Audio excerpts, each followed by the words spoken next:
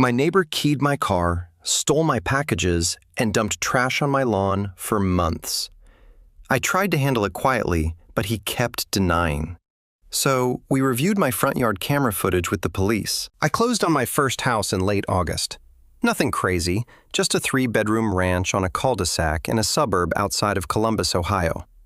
The kind of neighborhood where people wave at you when they're getting their mail, and everyone's got one of those little garden flags by the front door. I'd been renting apartments since college, 6 years, in a 2-bedroom with a window AC unit that sounded like a helicopter taking off every time it kicked on. And honestly, the whole homeowner thing felt surreal for the first few weeks. I remember standing in my empty living room, eating cold pizza off a paper plate, thinking, this is actually mine. Just that. Stood there like an idiot for a solid 10 minutes. The pizza was from that place on High Street, the one with the garlic knots that are weirdly good. Not relevant. I just remember the whole moment really clearly. Anyway, the move went smooth. Movers showed up on a Saturday, got everything inside by mid-afternoon. One of the movers dropped a box labeled "Kitchen Fragile" down the front steps, and I heard something shatter inside. Turned out to be a set of mugs my mom had given me when I graduated. I was annoyed for about 5 seconds, and then figured it was a sign I needed new mugs. Anyway, I spent that Sunday unpacking the kitchen because I figured that was the room I'd need first. My buddy Cole came over and helped me mount the TV. We ordered way too much Chinese food, like an absurd amount, enough for 5 people, and watched college football on the floor because I hadn't set up the couch yet. Good day. The neighborhood seemed great at first. The couple across the street, Don and Liz, came over with a plate of brownies my first week, homemade, still warm. Don was retired, early 60s, seemed like a genuinely nice guy. Former school principal, had this easy way of talking to people where you felt like you'd known him for years, even though you just met. Liz told me which days were trash pickup and recycling and gave me the whole rundown on the HOA, which was basically non-existent. They collect $150 a year, and all it really covers is the little sign at the entrance to the neighborhood and the common area landscaping. She also told me about the block party they do every 4th of July and how the guy at the end of the street does a fireworks show in his backyard. That's technically illegal, but nobody cares. They were the kind of neighbors you actually want. My next-door neighbor to the left was a woman named Rita, probably mid-50s, kept to herself, but always had a polite nod when we crossed paths. She had a perfect lawn, and these rose bushes along her front walk that looked like they belonged in a magazine.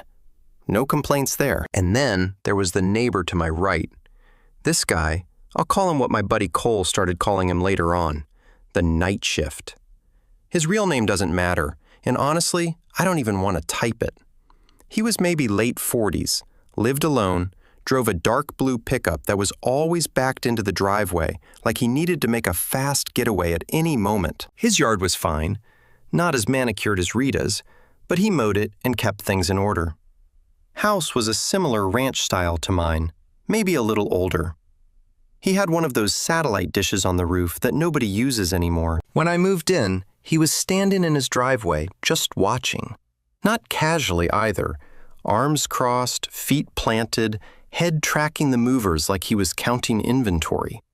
Didn't wave, didn't come over, didn't say a single word. One of the movers actually looked at me and kind of gestured toward him like, "What's that guy's deal?" I waved at him. He turned around and went inside. I didn't think much of it.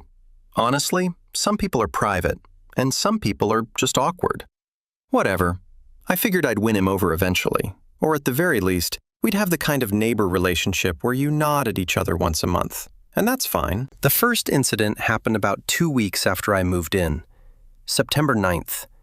I know the exact date because I took a photo that morning, and it's time-stamped. I walked out to my car on a Monday morning heading to work. I'm an insurance claims adjuster, so I drive to different sites most days, inspecting damage on homes, vehicles, commercial properties, that kind of thing. And there was a long, deep scratch running along the entire passenger side of my car, from the front fender all the way to the rear bumper. like someone took a key or a nail and just dragged it the full length in one steady motion. My car was a 2021 Civic. Nothing fancy, but I'd kept it in really good shape, waxed it twice a year, always parked it away from other cars in parking lots. The scratch was deep enough that you could feel it with your fingernail, through the clear coat, through the paint, down to the primer in some spots. I was ticked off, but I honestly assumed it was random. Maybe a kid. Maybe someone walking by who had a problem with the world. I parked on the street because my garage was still full of boxes I hadn't unpacked yet. Could have been anyone. I got a quote to fix it. $1,400. I put it off because between the down payment, the closing costs, and the 40 other things a new house needs, I had a million expenses already. 2 weeks later, it happened again. September 23rd. Different side this time. 2 parallel scratches on the driver's side. Same depth, same deliberate straight line pattern. Not random scratching. These were controlled, even, and went the full length of the car. Another $800 estimate. The body shop guy looked at both sides and said, "Someone doesn't like you, man." That's when I started to wonder, but I still didn't have a suspect. Then the packages started disappearing. I ordered a new doorbell camera. Ironic, I know. I'll get to that. It was supposed to arrive on a Wednesday. Tracking said delivered. No package on the porch. I ordered a replacement set of drill bits from Amazon the next week. Delivered, according to the tracking. Gone. A pair of work boots I needed for site visits. Delivered. Gone. I filed reports with the carrier each time, but nothing came of it. Over the next couple months, I lost probably 6 or 7 packages total. The value wasn't huge on most of them, maybe $600 altogether, but it was the principle and the pattern. This wasn't random porch pirating. Someone was specifically watching for my deliveries. Then came the dog waste. I don't own a dog, never have. But starting in maybe mid-October, I'd wake up and find dog waste on my front lawn. Not like an animal wandered through and did its business. This was placed deliberately, right in the middle of the lawn, where you couldn't miss it. Sometimes near the walkway, where you'd step in it if you weren't paying attention. It happened probably 8 or 9 times over a 6-week period. I started getting paranoid. I'd lie in bed at night and hear a noise outside, a car door, a branch, anything, and I'd be at the window in 2 seconds. I never saw anything, though. My front porch light didn't illuminate much past the steps, and I still hadn't gotten around to installing the replacement doorbell camera. The first one got stolen, remember? Which is almost funny in hindsight. I bought a cheap motion-activated floodlight and put it above my garage door. $80. It helped a little, but whoever was doing this seemed to know exactly where the light reached, and they stayed just outside of it. I even started parking my car in different spots on the street, thinking maybe it was a proximity thing. Didn't help. I talked to a couple of my coworkers about it. One of them, a guy named Bryce, who handles auto claims, said I should set up a trail cam like you'd use for deer hunting. I looked into it, but the cheap ones have terrible night vision, and the good ones were like $300 that I didn't want to spend on top of everything else. I mean, I was already hemorrhaging money from the scratches and the stolen packages. By December, I was genuinely stressed. The car had been scratched 4 times total at that point. 2 on the passenger side, 2 on the driver's side. All the same pattern, long, deliberate, consistent depth. Repair estimates combined were pushing $3,800. I'd had at least 7 packages go missing. And the lawn thing was just gross and weird and felt personal in a way that's hard to describe. I started wondering if I'd somehow offended someone without knowing it. I went over every single interaction I'd had since moving in. I replayed conversations in my head. I couldn't think of a single thing I'd done wrong. I even knocked on the night shift's door one evening to ask if he'd seen anything suspicious in the neighborhood. He opened the door about 6 o'clock in, told me he hadn't seen anything, and closed it before I could even finish asking. The whole conversation lasted maybe 4 seconds. I stood on his porch for a moment after the door shut, feeling like an idiot. That was the last time I tried to talk to him. Here's where I need to back up and explain something about how I think. I've been an insurance claims adjuster for 8 years. My entire job is looking at a situation and figuring out what actually happened, based on evidence, witness statements, photos, timelines, damage patterns. I do this every single day, and the damage to my car, the consistent depth, the straight lines, the fact that it always happened overnight, that wasn't random vandalism. That was someone who knew exactly where my car was parked and had time to do it carefully. Someone close. Hold on. For those listening, this is me, not the OP. I need to jump in here because this is giving me strong Scooby-Doo energy. You know how the villain is always someone who was standing right there the whole time? Some dude in a rubber mask who could have been caught in episode 1 if anyone had just looked to their left? That's this guy. The night shift is literally standing in his driveway with his arms crossed, watching Jake move in like a cartoon villain monologuing in his head. All that was missing was a swivel chair and a white cat. And Jake, bless his heart, went and knocked on the dude's door to ask if he'd seen anything. My brother, you asked the wolf if he'd seen any sheep go missing. I can't. In January, I finally had a real conversation with Dawn from across the street. It was a Saturday afternoon, and I was grabbing my mail from my new locking mailbox, by the way, because, yeah, I'd already upgraded that after a piece of mail I was expecting never showed up. Don was doing something in his front garden bed, and he saw me and walked over. We talked for a while, normal stuff at first, how the winter was going, whether the HOA had responded to some pothole complaint, that kind of thing. Then he asked about the scratches on my car, because he'd noticed them from across the street. I hadn't really talked to anyone in the neighborhood about everything that was going on. So it all kind of came out at once. I told him about the car, the packages, the dog stuff, the dead grass, everything. I probably talked for 10 straight minutes. He just listened with his arms folded, nodding. Then he got quiet for a second, looked at my house, looked at the night shift's house, and then said something that changed everything. Jake, I've got a Ring camera on my front door. It's been there for 2 years. It points straight across the street at your house and your neighbor's driveway. I've got months of footage saved to the cloud. I swear my heart skipped. I asked if he'd be willing to let me look through it. He said, absolutely. Said he and Liz had actually talked about the scratches on my car a few weeks ago and were wondering what was going on. Liz had apparently said she wanted to bring it up, but didn't want to be nosy. Dawn told me to come over after dinner that evening, and we'd go through it together. That night, I walked across the street at about 7:30. Liz let me in, and Dawn already had his laptop set up at the kitchen table with 2 chairs pulled up. Liz made coffee. The 3 of us sat down, and Dawn pulled up the Ring app. His camera had a clear, wide-angle view of my front yard, my driveway, the strip of street where I parked my car. And this is the important part. It also caught about half of the night shift's driveway and his side yard. Dawn's Ring was set to record on motion detection with a pretty wide sensitivity range, so we had a ton of clips. Most of them were cars driving by, deer wandering through at night, Dawn's cat setting off the sensor, but we started filtering for clips between midnight and 5 a.m., specifically ones where there was motion near my property. The first clip we found was from September 14th at 2:47 a.m., and I will never forget watching it for the first time. The night shift walked out of his side door, the one that faces my house, wearing what looked like sweatpants and a dark shirt.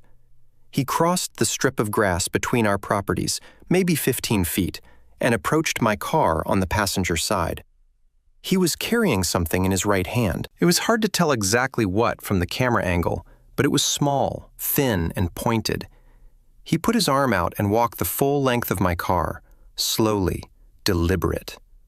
Then he turned around, walked back across the grass, went inside, and shut the door. The whole thing took about 90 seconds. 90 seconds to do $1,400 in damage. I just sat there staring at the screen. My hands were shaking a little, not from anger, well, partly anger, but mostly from the realization that I'd been right. Someone was targeting me, and it was the guy 10 feet from my bedroom window. Dawn looked at me and said, "Keep going, there's more." The next clip was from September 28th, same exact pattern. Side door, 3:12 a.m., crossed to my car, walked the length of it with his arm extended against the driver's side this time. Went back inside like clockwork, like this was just part of his routine. Wake up, set an alarm or whatever, walk outside in the dark, scratch the neighbor's car, go back to sleep. We found 11 clips total, spanning from September through the end of December. 4 of them showed him scratching my car on different dates, all between 2 and 4 a.m. Each time, the same methodical walk alongside the vehicle with his arm extended. 3 clips showed him walking up to my front porch, picking up a package, and carrying it back to his house. On one of these, he actually paused under the streetlight, long enough that you could see the Amazon logo on the box he was holding. And 4 clips, this is the part that still gets me, showed him walking onto my lawn with a plastic bag, crouching down, placing something on the grass, and walking back. He was depositing the dog waste by hand from a plastic bag, which means he was collecting it from somewhere, storing it, and then placing it on my property at 3 a.m., like some kind of deranged lawn gnome. Dawn and I sat there for probably 2 hours going through everything. His wife, Liz, came in at one point and just stood behind us, shaking her head.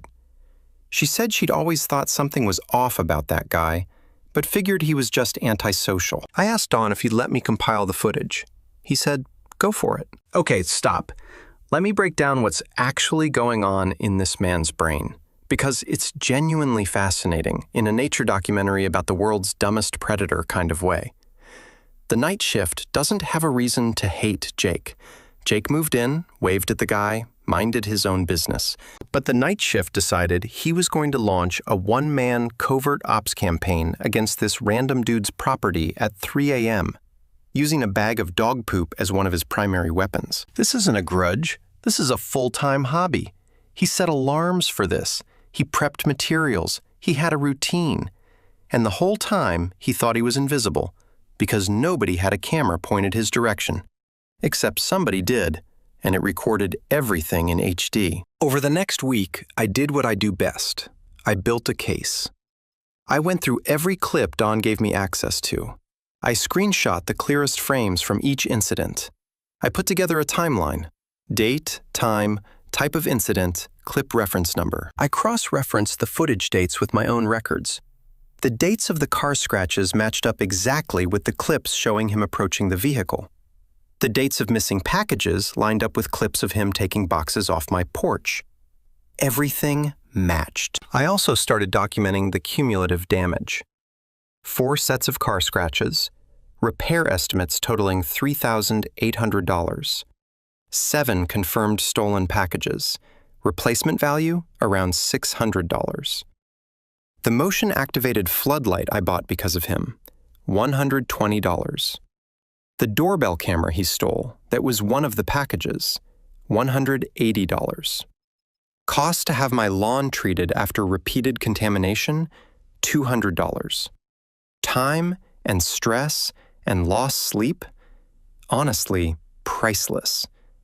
But I didn't include that. Total documented damage, $6,900. But I wasn't done. I wanted to know if there was anything else. I asked Dawn if I could go through the footage more carefully on my own. He gave me his Ring login so I could access the cloud storage directly. Over the next few days, I went through every single motion-triggered clip from August through January. Every one. And I found more. There were clips of the night shift standing at the edge of his property line at odd hours, just staring at my house. Not doing anything specific, just standing there. There were 2 clips where he appeared to tamper with my mailbox, opening it, looking inside, closing it. I couldn't prove he took mail, but the fact that he was accessing my mailbox at 2:30 a.m. is a federal offense on its own. I also found 3 clips of him doing something to my garden hose, which explained why it had a leak I couldn't figure out. And 1 clip, this one made me furious, showed him pouring something along the edge of my lawn near the property line. I'd noticed that strip of grass had turned brown and died, and I couldn't figure out why. He was killing my grass on purpose. Revised damage total with the additional incidents, $11,400. That included the lawn damage, mailbox tampering, I had to get a locking mailbox, $80, the garden hose replacement, and additional property damage I could now attribute to him based on the footage and timeline. I made a highlight reel. No joke. I compiled the clearest, most damning clips into one video, organized chronologically with dates and timestamps visible. I also created a written incident log that looked exactly like the kind of documentation I put together for insurance claims at work, because that's literally what this was, a claim. Just not one I'd ever processed through my office. Wait, hold the phone. Jake said he made a highlight reel. A highlight reel?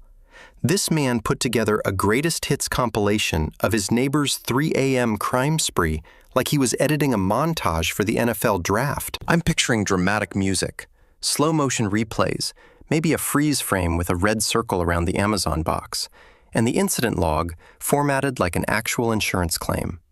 What's next? The night shift getting a claims denial letter in his mailbox? Dear sir, upon review, your nightly vandalism has been denied coverage due to you being a complete psychopath. Please reference claim number OG-AWAY. This is the most insurance adjuster revenge I've ever heard of, and I am absolutely here for it. I took everything to the police.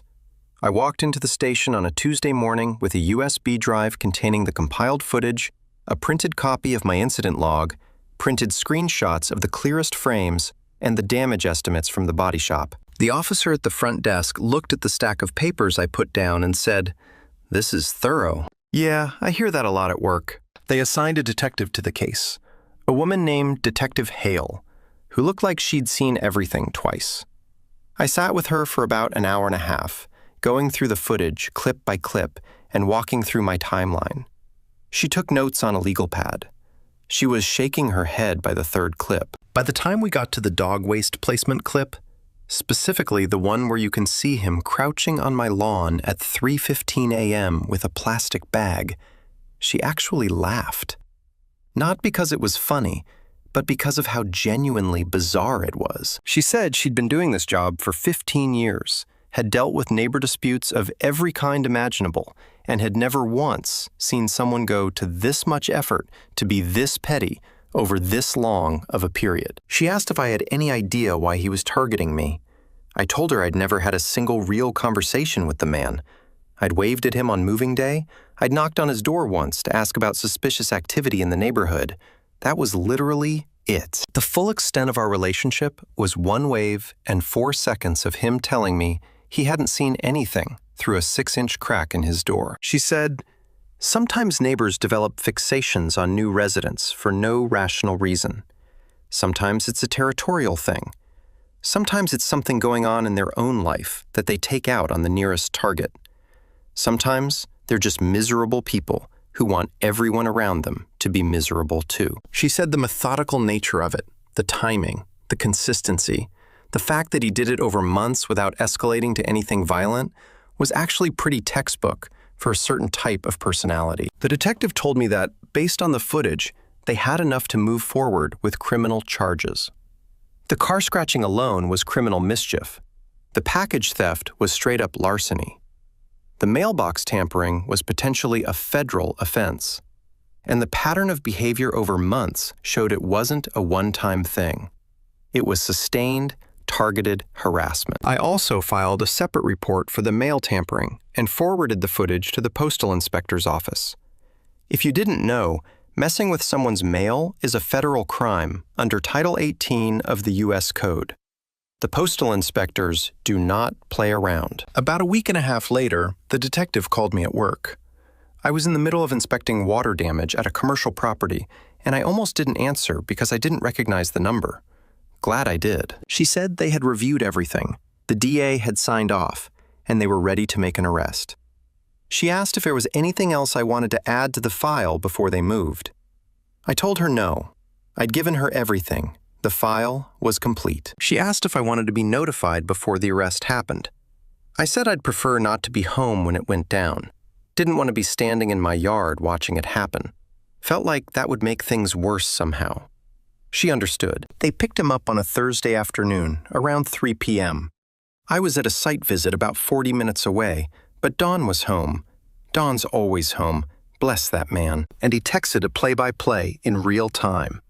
2 officers just pulled up. Then, a minute later, they're at his door. Then he's coming out. He looks confused. Then they just put him in the back of the car.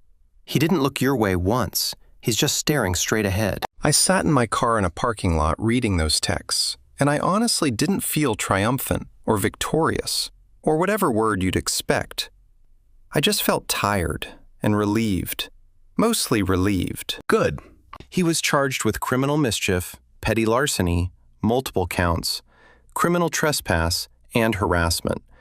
The mailbox situation was referred to the federal postal inspector separately, and as of my last check, that investigation is still pending. The detective told me the DA's office was considering additional charges based on the sustained pattern, but I don't have details on that yet. What I do know is that he was released on bond with conditions that include no contact with me and he can't be on my property. Which is funny, because I'd never invited him onto my property in the first place. Yo, time out. Can we take a moment to appreciate how Jake handled this from start to finish? Because most people in this situation would have lost it.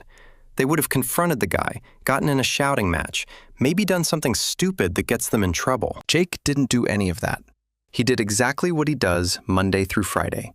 He collected evidence, built a file, organized it like a professional, and handed it to the people whose job it is to act on it. The detective called his paperwork thorough. That's the equivalent of a chef complimenting your cooking. The night shift brought a plastic bag of dog poop to a fight with an insurance claims adjuster. Read that sentence again. Final update. It's been a couple weeks since the arrest, and things have been quiet, obviously. The night shift is still living next door, as far as I know, but I haven't seen him once.